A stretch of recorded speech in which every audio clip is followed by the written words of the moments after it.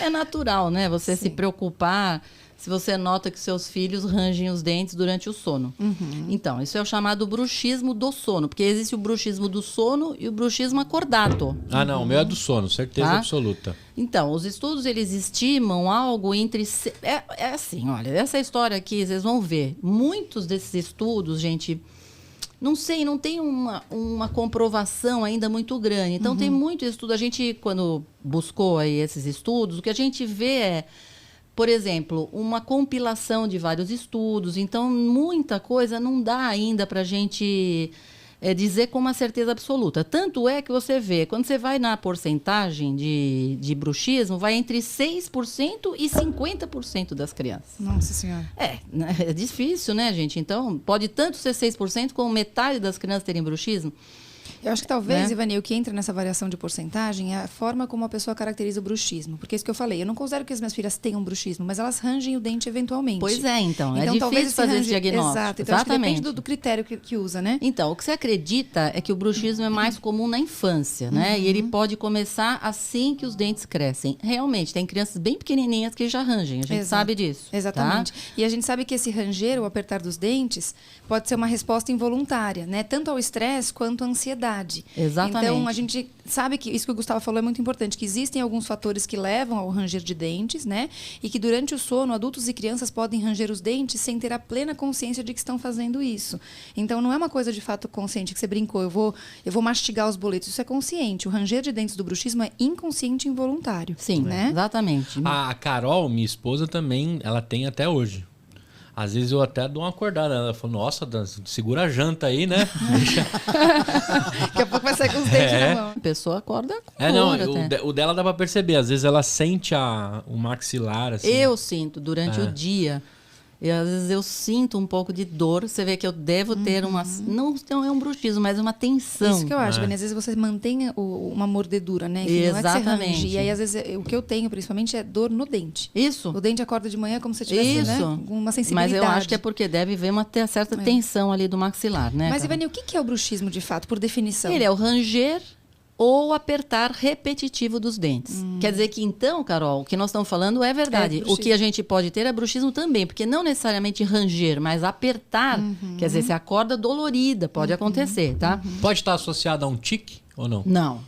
Não? Não tem nada a ver com Não tem tique. relações de tique de quem tem o tique de Gustavo. ranger. Não. Tá. Não.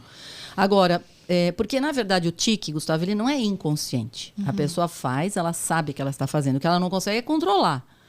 Mas ela sabe que ela está fazendo. E outra, o tique não é de noite, é para a hora que a pessoa está dormindo. Não acontece, né? Na verdade, o tique não acontece quando a pessoa dorme. À noite, exatamente. Agora, Entendi. o bruxismo ele pode ser diurno, ele pode ser noturno, tá? É o bruxismo acordado e o bruxismo do sono, tá? E olha, você acredita que o bruxismo acordado seja mais comum? Você vê que as pessoas ficam, acho que, tensas, né? E ele geralmente consiste principalmente em apertar os dentes sem ranger. É isso, Carol. Eu tenho isso durante o dia, porque eu percebo muitas vezes que eu sinto uma certa... O dente doendo, né? De tanto, você percebe que de tanto que apertou. Agora, mais de 80% das pessoas com bruxismo do sono, elas podem não perceber que elas rangem os dentes. O Fernando, por exemplo, não percebia. É horrível você estar perto de uma pessoa que está rangendo. Eu diria que mais de 30%, porque eu não sei, eu nunca chamei a atenção de alguém Também que range os acho. dentes que perceba que rangeu o dente durante a noite, né? Eu também acho que a pessoa não percebe, né? E pode ser difícil identificar o bruxismo do sono às crianças, a menos que você esteja junto. Se bem que eu vou dizer, hein? Às vezes você consegue ouvir de longe a pessoa rangendo o dente. Sim. Das meninas, por que eu falei da febre, Ivani? Porque é muito clássico. Normalmente, quando elas têm febre, eu coloco pra dormir, ou eu vou deitar com elas, ou elas vêm comigo pra ver se a febre vai voltar à noite. Enfim, coisa de mãe, né? E eu ouço. Mas será que elas não têm bruxismo em outras situações? Quando a gente viaja de dormir junto, eu nunca percebi elas rangendo. E talvez seja o estresse delas, né? Pode ser. A situação de estresse. Então, por que as crianças rangem os dentes? O que a gente sabe é que o bruxismo em crianças provavelmente ocorre devido a uma combinação de fatores. Então, psicológico, tem o histórico familiar. Então, ficar de olho no João, porque você falou que é Carol Range, tá? Eu também range. E também tem fatores ambientais. Então, ocorre em famílias, embora ainda não esteja claro porque se isso se deve à genética ou, enfim, até um terceiro fator, como educação, porque será por que exemplo. É uma família de estressados? Exatamente. E aí todo mundo range? Exatamente. Ou será que isso é uma coisa genética? Não se sabe direito. Eles estavam...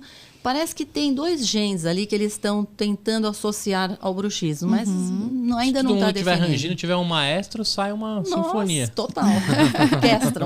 Uma orquestra. Eles falam que é mais comum em meninos, né? Em crianças do sexo masculino, eles são mais propensos a ter o bruxismo. E pessoas predispostas ao bruxismo podem tê-lo desencadeado por um ou mais fatores adicionais, como, por exemplo, o estresse. E olha só, o fumo passivo. Eles acham que a criança que é fumante passiva, ela acaba tendo maior risco de ter o bruxismo, né? Então, o estresse, ele parece que ele está intimamente ligado ao bruxismo do sono, embora sejam necessárias mais pesquisas para determinar realmente se o estresse causa bruxismo.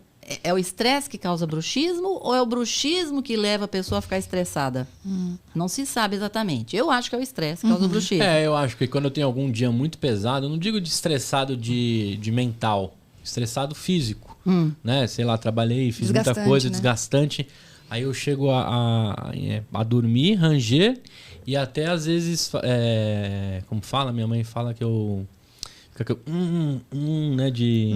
Gemer. Mas isso existe junto, Gustavo. Ah, é junto? Está associado ao bruxismo, a soniló, que nós vamos falar depois. Ah, entendi. Agora, um estudo que foi feito com crianças pequenas descobriu que aqueles que enfrentaram eventos estressantes eram mais propensos a ter o bruxismo do sono. Tadinhos, né, gente? Pequenos já com estresse. Por exemplo, criança em idade escolar. Né? O bruxismo ele pode aparecer, por exemplo, com o estresse da lição de casa. Época de prova. Tarefa doméstica, tirar boas notas, prova. Então, a pessoa pode ter mais bruxismo nessas fases aí, tá? E olha que interessante, Vani, apesar de não se comprovar, alguns estudos viram um nível mais alto de autorrelato de estresse e alguns hormônios relacionados ao estresse um pouco mais elevados. É o cortisol que eles dosaram. Exato, e relacionados ao bruxismo. Só que outros estudos não comprovaram. Então, de fato, é uma coisa que ainda precisa ser estudada, sim, né? Mais bem determinado o estresse. Os trabalhos não são assim totalmente definidos, mas parece, né? Se levantam aí essas possibilidades, tá? E a mesma coisa acontece com a ansiedade, né, Ivani? Ainda assim, acredita-se que a ansiedade também tem a relação com o bruxismo, mas não há uma comprovação científica unânime, né? Algumas evidências ligam, enfim, o nível de ansiedade com o bruxismo do sono em crianças. Crianças que são naturalmente mais inquietas e que se preocupam mais em ir, por exemplo, bem na escola, parecem mais propensas a ter o bruxismo, isso que você falou. Então, tem essa sensação, essa ansiedade maior, acabam tendo mais bruxismo, mas isso não é comprovado também. E porque também as crianças, assim, aos poucos elas vão ganhando mais ansiedade. Então, né, conforme as coisas vão acontecendo, a criança vai crescendo, as necessidades na escola vão ficando mais apertadas, e a criança começa a ficar mais ansiosa, e aí pode aparecer o bruxismo, que a criança não tinha, passa a ter. Exatamente. Né? E olha só que interessante, eles veem aquela idade que a criança tem ansiedade da separação, que as crianças que têm essa fase muito intensa, normalmente são crianças mais propensas a terem bruxismo. Então, levando mais uma evidência de que talvez a ansiedade, uma criança com um padrão mais ansioso, tenha de fato uma propensão ao bruxismo, né?